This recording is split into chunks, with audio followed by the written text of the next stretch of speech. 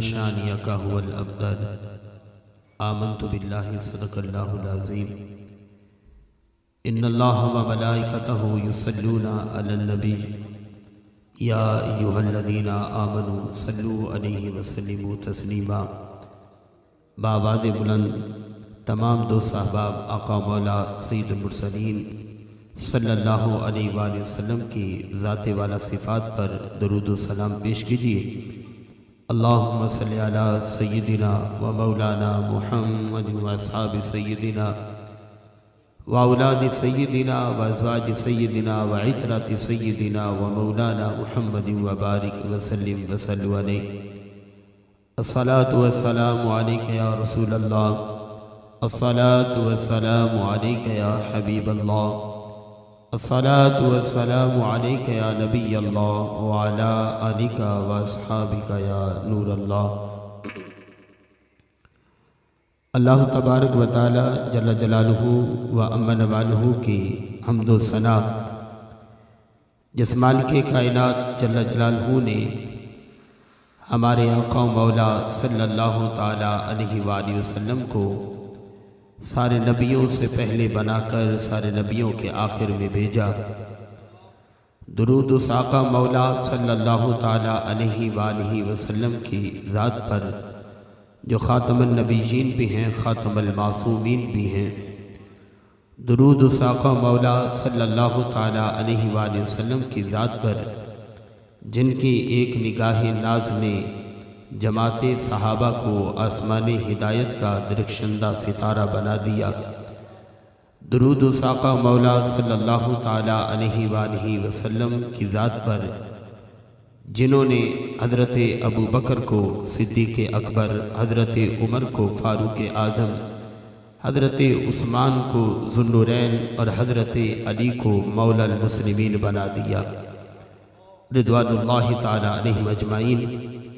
حمد و ثنا و صلات کے بعد خالق کائنات جل جلالہ کی بارگاہ میں دعا ہے، اللہ تبارک و تعالی ہمارے محترم، ہمارے برادر قاری محمد وقار عطاری، اللہ تعالیٰ ان کی اس شادی کو حقیقی خانہ آبادی فرمائے۔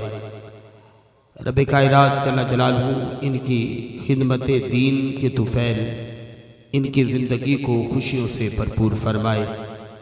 آپ الحمدللہ ہمارے دعوت اسلامی کے مدرسۃ المدینہ کے ناظم ہیں۔ آپ کے زیر سایہ کئی طلباء قرآن کریم کی دولت سے فیض پا چکے اور کئی آپ کے زیر سایہ قرآن کریم پڑھ رہے ہیں، پڑھا رہے ہیں۔ اللہ کریم آپ کی یہ خدمت قرآن تا دم زیست جاری بھی فرمائے، اپنی بارگاہ میں قبول و منظور بھی فرمائے۔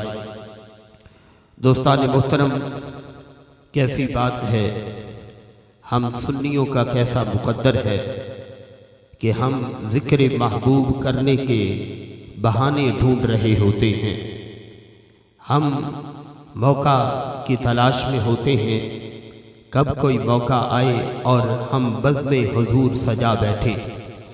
ہمارے ہاں، ہم عاشقوں کے ہاں جب کوئی خوشی کا موقع ہوتا ہے ہم تب بھی ذکر محبوب کرتے ہیں، اور جب کوئی غم، کوئی مصیبت، آزمائش، پریشانی آ جاتی ہے ہم تب بھی ذکر محبوب کرتے ہیں۔ وجہ یہ ہے کہ ہم جانتے ہیں کہ اگر ہمارے انتظام میں روشنی کرنے میں کوئی کمی رہ بھی جائے، ہماری خوشی کو سیلیبریٹ کرنے میں اور دیگر تقاضے پورے نہ بھی کیے جائیں، ایک ماہ مدینہ کا ذکر اگر خوشی میں ہو جائے تو اس محفل کا رنگ دوبالا ہو جاتا ہے۔ اس محفل میں پھر ہمیں دنیا کی لالٹینوں کی، دنیا کی روشنی کی ضرورت نہیں ہے، پھر رب کے فرشتے وہاں پر نور کی روشنی کرنے کے لیے آ جاتے ہیں۔ اور اگر کبھی کوئی غم آ جائے، کوئی دکھ ہو، کوئی تکلیف ہو، ہم پھر بھی محبوب کا ذکر اس لیے کرتے ہیں، ہم جانتے ہیں کہ دکھ تکلیفیں تو آتی رہتی ہیں، لیکن اگر ان دکھوں میں، ان تکلیفوں میں محبوب کا ذکر آ جائے تو وہ ذکر دل نشیں اتنا ہے، وہ ذکر پیارا اتنا ہے، وہ چہرہ ہنسی اتنا ہے کہ جب جانب ماہ مدینہ توجہ ہوتی ہے تو دل سے سارے غم مٹا دیے جاتے ہیں۔ اور یہ عقیدت ہم نے خود سے گھڑی نہیں، یہ عقیدت ہم نے خود سے بنائی نہیں، بلکہ یہ ورثے میں صحابہ سے ہم نے پائی ہے۔ ہم نے صحابہ کرام علیہ رضوان سے یہ عمل سیکھا ہے اور انہی کے بتائے بنائے ہوئے طریقے پر ہم عمل کرتے ہیں کہ احد کا میدان ہے، حضرت خنسہ رضی اللہ تعالی عنہ صحابی رسول ہیں، ان تک یہ خبر پہنچتی ہے کہ احد کے میدان میں گھمسان کی جنگ ہو گئی ہے اور معاذ اللہ نبی کریم صلی اللہ تعالی علیہ وآلہ وسلم شہید ہو گئے ہیں۔ حضرت خنسہ رضی اللہ تعالی عنہ دوڑی محبوب علیہ السلام کا پتہ کرنے کے لیے واپس آتا ہوا ایک قافلہ ملا، ان سے پوچھنے لگی، اے قافلے والو ذرا یہ بتاؤ میرے محبوب کا حال کیسا ہے؟ قافلے والوں نے خبر دی کہ محبوب تو خیریت سے ہیں، مگر تمہارے والد کا اس میدان میں انتقال ہو گیا۔ کہا وہ رب کی رضا، مجھے غرض ہے میرے محبوب کی ذات سے۔ آگے بڑھتی ہیں، پھر آگے ایک قافلہ ملتا ہے، وہ خبر دیتا ہے کہ اے عورت تیرے بھائی کا اس میدان میں انتقال ہو گیا، شہید ہو گئی، آپ کا سوال وہی ہے، یہ بتاؤ میرے محبوب کا حال کیسا ہے؟ تیسرے قافلے سے ملاقات ہوئی، انہوں نے کہا کہ تمہارے شوہر کا بھی اس میدان احد میں انتقال ہوا، شہید ہو گئے۔ کہا میرا سوال یہی ہے، حضور کیسے ہیں؟ تین قافلے والوں نے کہا حضور نبی رحمت شفیع امم صلی اللہ علیہ وسلم خیریت سے ہیں۔ ادھر وہ سرکار کا پتہ پوچھتی ہے، ادھر اس کو اتنی بڑی بڑی غم کی خبریں ملتی ہیں۔ آخری سے کہنے لگی مجھے سرکار کا چہرہ دیکھنا ہے، میں نے سرکار علی وقار صلی اللہ علیہ وسلم کا دیدار کرنا ہے۔ پھر آخر جب محبوب جانے جانا صلی اللہ علیہ وسلم کا دیدار کرتی ہے، محبوب علیہ السلام کو حضرت خنسہ نے جب دیکھ لیا، میرے محبوب نے فرمایا اے خنسہ خبر تو میری ہوگی، تمہارے شوہر کا، تمہارے بھائی کا، تمہارے والد کا اس میدان احد کے اندر انتقال ہو گیا، وہ شہید ہو گئے ہیں، بڑے غم کی خبر ہے۔ کہنے لگی محبوب خبریں تو بڑی غم کی تھی، خبریں تو بڑی تکلیف کی تھی کہ اب تو میرے پاس کوئی کندھا ہی نہ رہا جس کندھے پہ سر رکھ کے میں اپنے غم نکالوں گی، میرے پاس تو کوئی سہارا ہی نہ رہا جس سہارے کی بدولت میں زندگی گزاروں گی۔ لیکن میرے محبوب جب آپ کا چہرہ دیکھ لیا، جب آپ علیہ السلام کے چہرے پاک پر میری نظر پڑ گئی ہے تو کل مصیبت بعدک جلل، سرکار آپ کا چہرہ دیکھنے کے بعد میرے سارے غم مٹ گئے ہیں، میرے دل کو سکون آ گیا ہے کہ غم سبھی راحت و تسکین میں ڈھل جاتے ہیں، جب کرم ہوتا ہے ان کا تو حالات بدل جاتے ہیں۔ پہلے تو غم تھے، پہلے تکلیف تھی، پہلے مصیبت کی بات تھی، لیکن محبوب اب دیدار آپ کا ہوا ہے، رب نے دل کو سکون عطا فرما دیا ہے۔ یہ وجہ ہے ہم اپنے محبوب علیہ السلام کے ذکر کی محفلیں بار بار کرتے ہیں، ہر موقع پہ کرتے ہیں، ہر جگہ ہم اپنے محبوب صلی اللہ علیہ وسلم کے پاکیزہ ذکر سے اپنی محفلوں کو رونق افروز کرتے ہیں۔ آج ہم اس محفل اقدس میں ذکر کریں گے میرے محبوب علیہ السلام کی عطا کا، کہ سرکار مدینہ صلی اللہ علیہ وسلم کی عطائیں جن کا ترجمہ بریلی کے تاجدار نے کیا کہ واہ کیا جود و کرم ہے، شہ بدھا تیرا نہیں سنتا ہی نہیں مانگنے والا تیرا، اور ایک لفظ نہیں ہے جو تیرے لب پہ نہیں ہے۔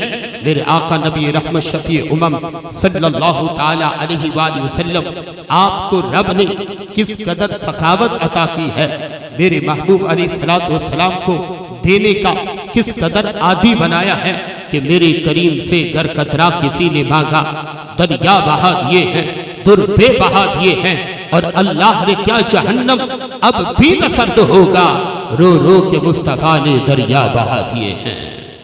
نبی کریم علیہ السلام کی بارگاہ جناب کے اندر ایک مرتبہ 90,000 درہم سرکار کی بارگاہ میں لائے جاتے ہیں۔ نبی کریم علیہ السلام کی بارگاہ میں جب 90,000 درہم پیش کیے گئے تو میرے محبوب علیہ السلام نے اس کو کسی تجوری میں نہیں رکھا. محبوب علیہ السلام نے ان دراہم کو کہیں سنبھالا نہیں، بلکہ راوی کہتے ہیں فَوَضَعَتْ عَلَى حَصِيرٍ، میرے محبوب علیہ السلام نے ان درہموں کو ایک چٹائی کے اوپر انڈیل دیا. چٹائی کے اوپر اللہ کے حبیب علیہ السلام نے سارے کے سارے درہم ڈال دیے. فقام الیہا، محبوب علیہ السلام ان دراہم کے پاس خود کھڑے ہو جاتے ہیں.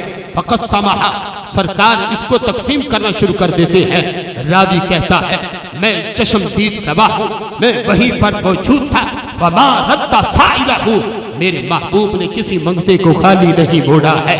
کوئی منگتا آیا ہو اور اس نے جھولی پھیلائی ہو، سرکار نے بھری نہ ہو، ایسا نہیں ہوا. جو منگتا جتنی بڑی جھولی لے کر آیا ہے، سرکار نے اس سے بڑھ بڑھ کے عطا کیا ہے. جھولی ہی تنگ رہی، سرکار کی عطا میں کمی نہیں آئی ہے. فرمائے فما رد سائلہ، میرے محبوب نے کسی منگتے کو خالی نہیں موڑا، ہر ایک کو دیا. حضور دیتے جا رہے ہیں، یہ سارے کے سارے درہم حضور بانٹ رہے ہیں. فرمائے حتی فارغ منہ، معاملہ یہاں تک آیا سارے کے سارے درہم میرے محبوب نے تقسیم فرما دیے. اب چٹائی پر کوئی ایک بھی درہم باقی نہیں ہے، سارے درہم میرے محبوب نے بانٹ دیے. اب جب درہم بٹ گئے، اب کیا ہوا؟ وَجَاءَهُ سَائِلُهُ، ایک منگتا آنے میں لیٹ ہو گیا ہے، وہ بر وقت نہیں پہنچ سکا، یہ لیٹ ہو گیا. جب اس کی باری آئی ہے، جب کتاب میں اس کا نمبر آیا ہے، چٹائی خالی ہو چکی ہے، یہاں پر کوئی درہم موجود نہیں ہے. آج جیسے آپ نے دیکھا ہوگا ہمارے یہاں جیسے مفت آٹے کی لائنیں لگتی رہی، ایک بندہ وہ کتار میں سب سے آخر میں کھڑا ہو، چلتے چلتے جب باری آئے تو پتا چلے کہ آج کا کوٹا ختم ہو گیا، آج جتنا سامان آیا تھا وہ مکمل ہے، اب اس کو حسرت کے ساتھ لوٹنا پڑے گا. وہ سوچ رہا ہے کاش تھوڑی دیر میں پہلے آتا تو یہ آج کا حصہ مجھے بھی مل جاتا، تھوڑی دیر میں پہلے آتا میرے بھی نصیب میں کچھ ہوتا. ایسا ہی ہوا.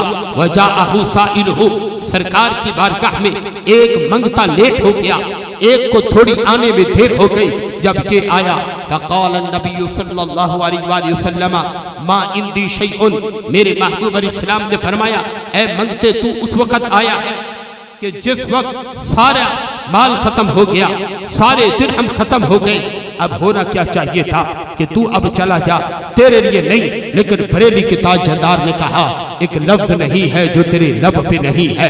سرکار ایسا ہو نہیں سکتا کہ کوئی منگتا آپ کے در دولت پہ آئے اور محبوب اس کو خالی لوٹا دے.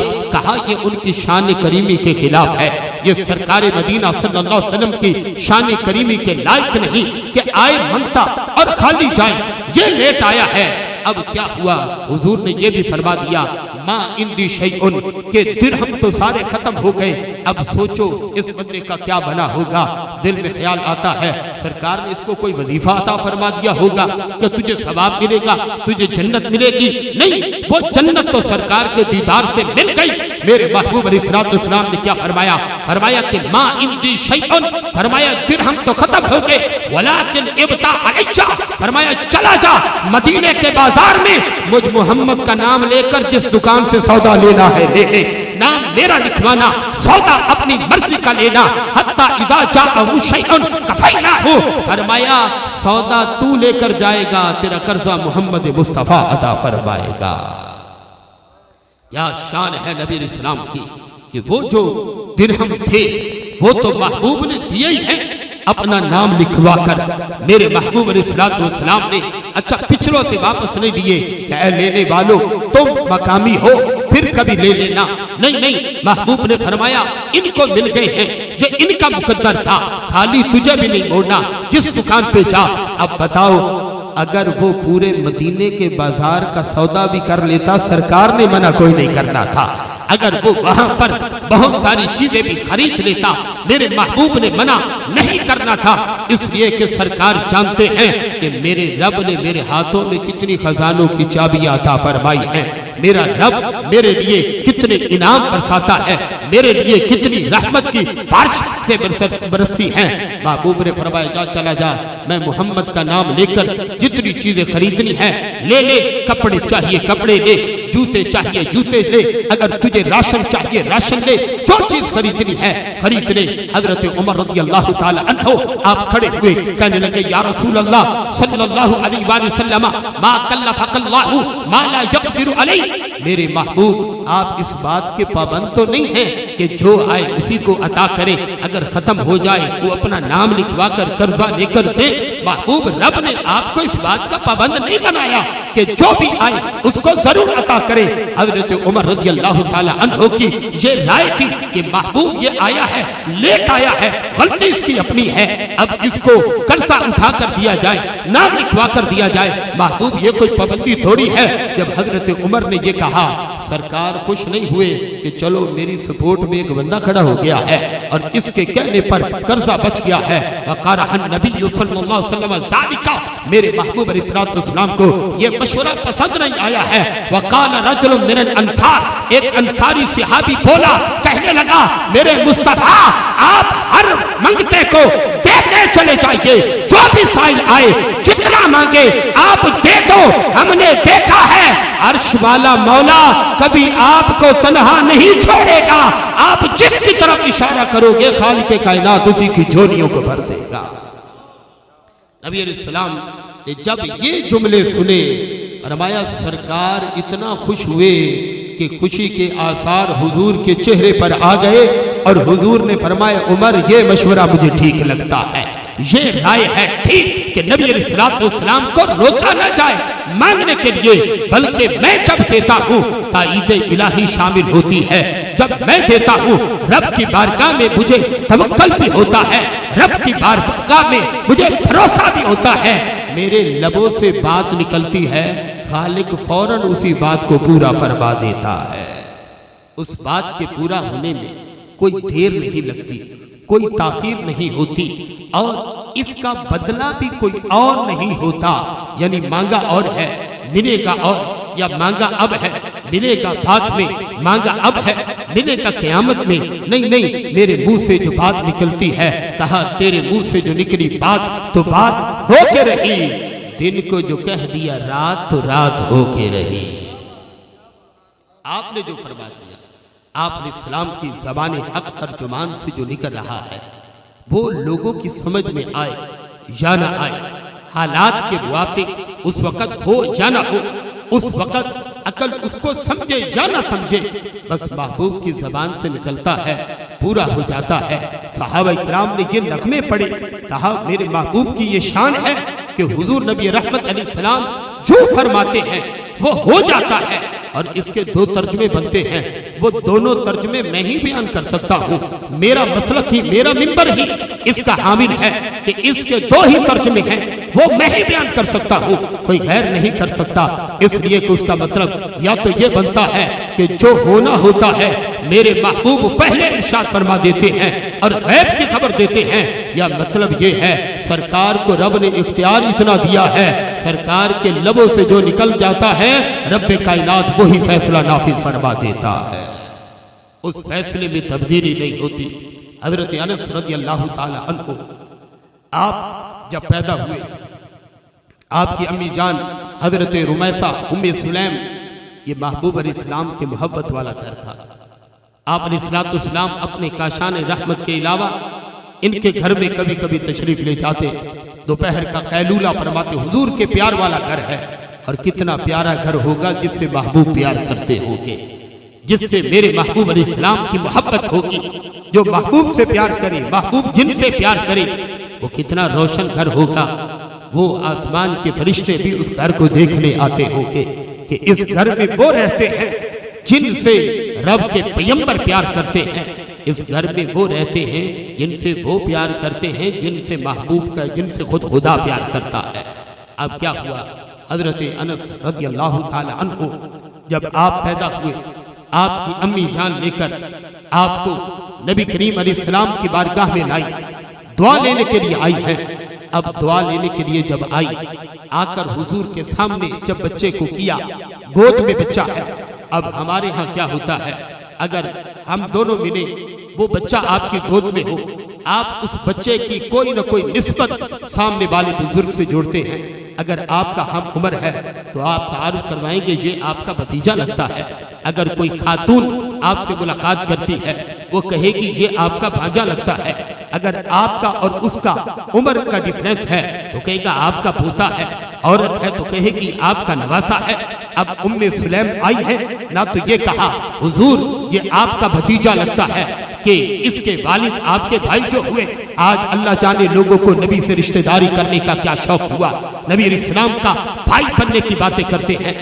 سلیم رضی اللہ تعالی عنہ، آپ نے یہ بھی نہیں کہا حضور یہ آپ کا بھتیجا ہے، نہ یہ کہا کہ میں چونکہ آپ کی بہن منہ بولی بہن ہوں تو لہذا یہ بھانجا ہے آپ کا، نہ یہ کہا کہ عمر کا بڑا فرق ہے حضور یہ نواسا ہے آپ کا، نہ نواسا کہا، نہ بھتیجا کہا، نہ بھانجا کہا۔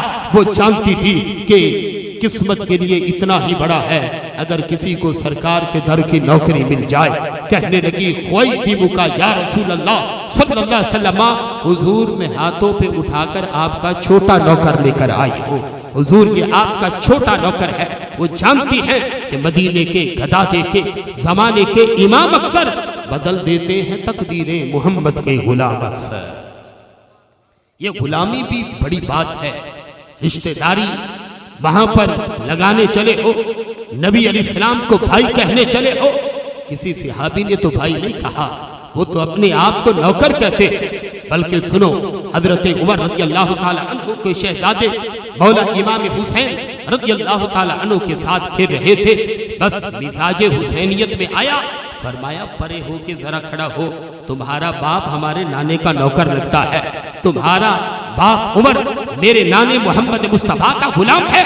روتے ہوئے چلے گئے، کہنے لگے اے ابا جان، آج حسین ابن علی رضی اللہ تعالی عنہ نے کہا ہے کہ تیرا باپ تو میرے نانے کا نوکر ہے، میرا دل ٹوٹ گیا ہے۔ آپ نے فرمایا کاغذ لے جا حسین سے لکھوا لا کہ تیرا باپ جو ہے وہ اس کے نانے کا نوکر ہے۔ کہا بابا کیا ہوا؟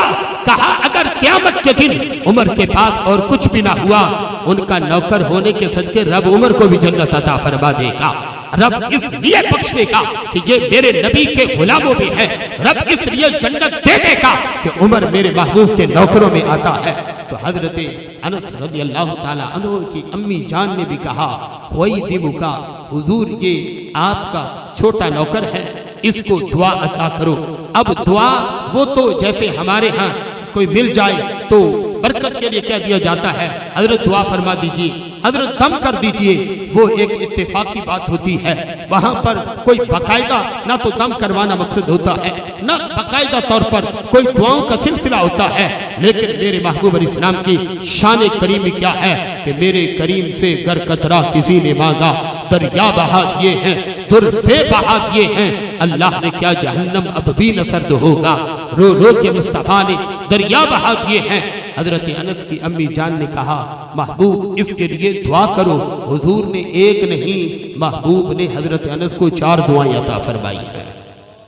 4 دعائیں مانگی تو ایک تھی، نبی علیہ السلام نے 4 دعائیں، اور 4 دعائیں بھی ایسی عطا فرمائی کہ اب کسی اور دعا کی ضرورت ہی نہ رہی، اتنا دے دیا، اتنا دے دیا۔ وہ پیر نصیر الدین فرماتے ہیں کہ جھولی ہی میری تنگ تھی، کیا مانگتا ان سے، وہ تو کہتے ہی رہے مانگ رے اور ہی کچھ مانگ۔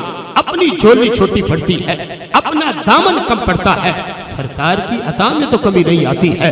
میرے محبوب علیہ السلام تو اتنا دے دیتے ہیں، ساری زندگی کے فاقے مٹ جاتے ہیں۔ ایک شخص اپنے گھر سے غربت کا مارا ہوا چلا، تنے تنہا تھا، اس کے پاس تو پہننے کے لیے پورے کپڑے بھی نہ تھے، پاؤں کے اندر ایک جیسے 2 جوتے بھی نہ تھے۔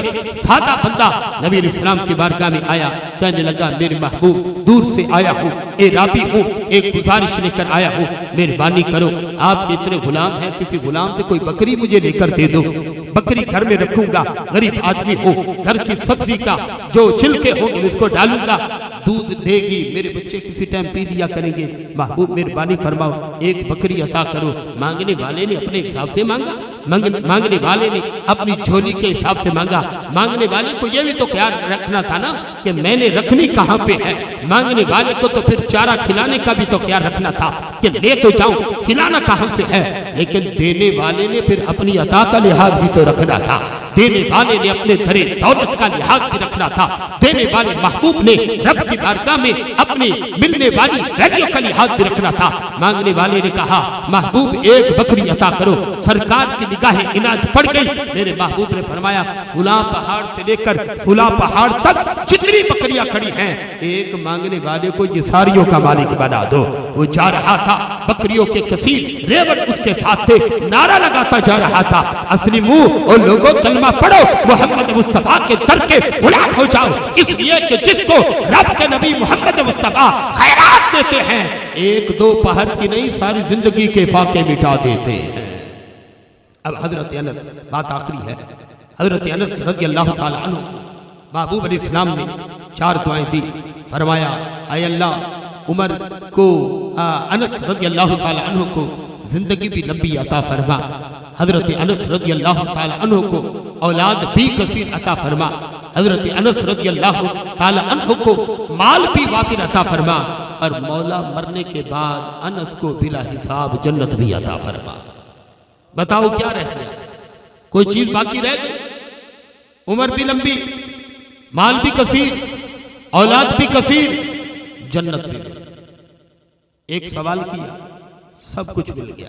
ایک بابا جی تھے, سنایا کرتا ہوں میں, ایک بابا جی تھے, ان کے پاس ایک بندہ آیا, اس نے کہا کہ مجبور آدمی ہوں, سنا ہے آپ کی دعائیں قبول ہوتی ہیں, تو میری 3 دعائیں ہیں, یہ دعا رب کی بارگاہ میں کر دو کہ میری ماں اندھی ہے, میری ماں کو آنکھیں مل جائیں, میں غریب ہوں, میرا رب مجھے پیسے دے دے, کنوارا ہوں, رب مجھے بیوی بھی عطا کر دے.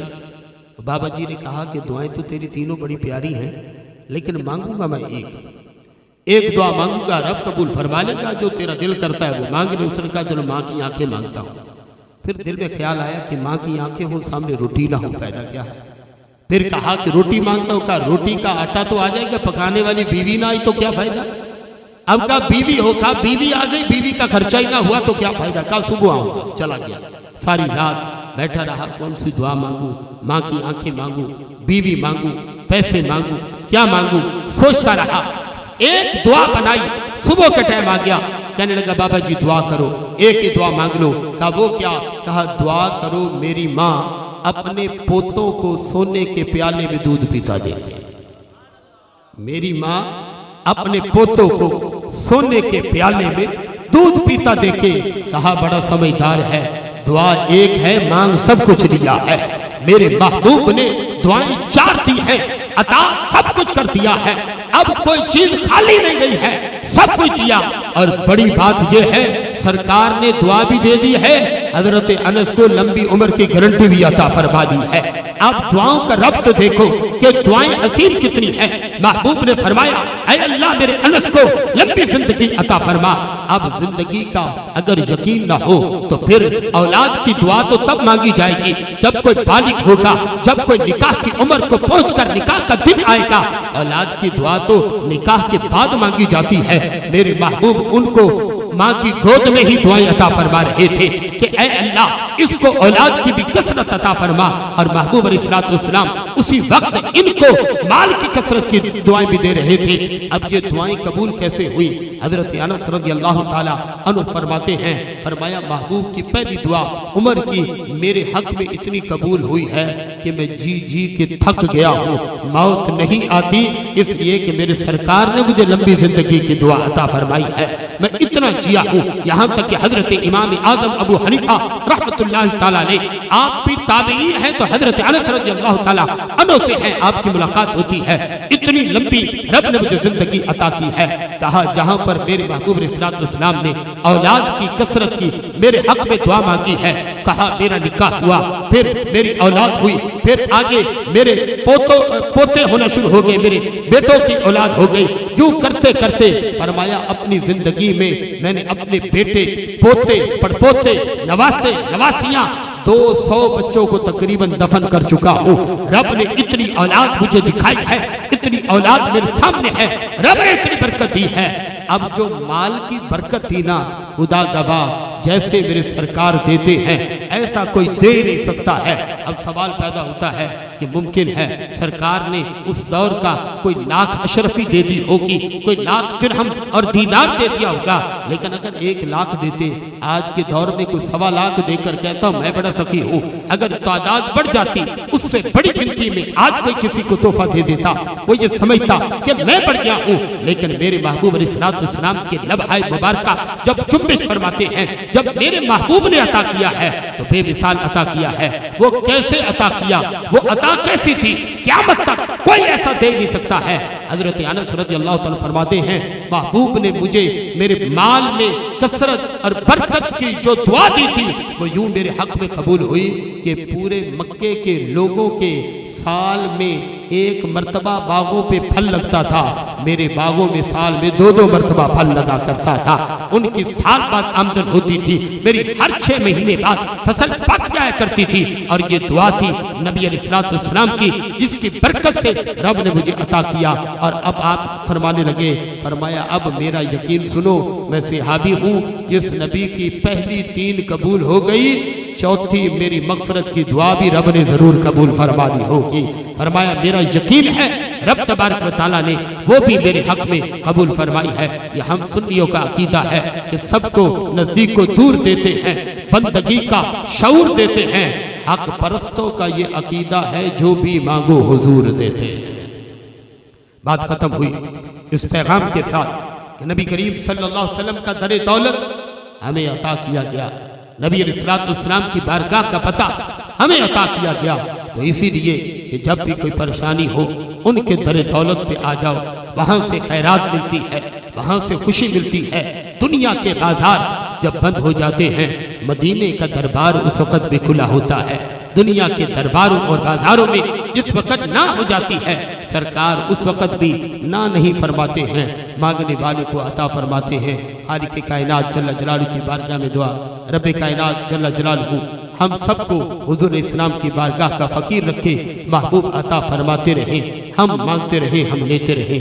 आमीन बिजाय खातमिन नबिय्यिल अमीन सल्लल्लाहु तआला अलैहि वसल्लम।